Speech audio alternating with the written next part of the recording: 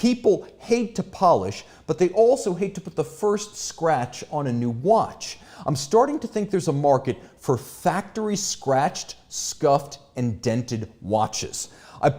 This is a great example. I bought a Linsky American-made titanium mountain bike frame a few years ago.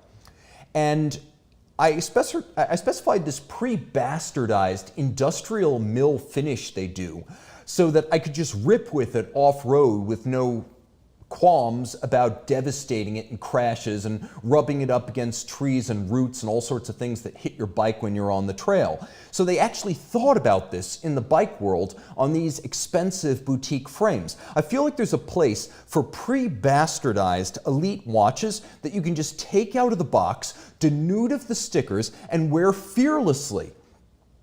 And this is where I'm going to call out one brand that can be our heroes. This seems like the kind of thing that Audemars Piguet would do, both because of the company's self-declared independent streak in doing things differently, and the fact that its signature model is the most traumatically scratched watch in all creation. That first damage on a Royal Oak, I like to say the first scratch on a Royal Oak bezel scratches twice, once on your watch and once on your soul.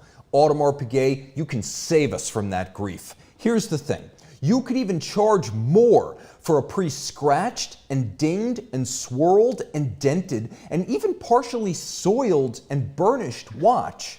You could charge more, because here's why.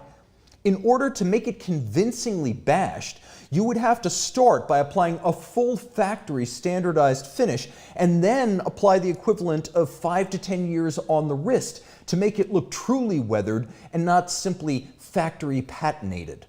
I'm not talking about what Panerai has been doing with these pre-burnished models. No, that looks too lightly worn clinical and gives me more of a pre-torn Gap jeans vibe than a fearlessly brandished tool worn without apologies or any qualms.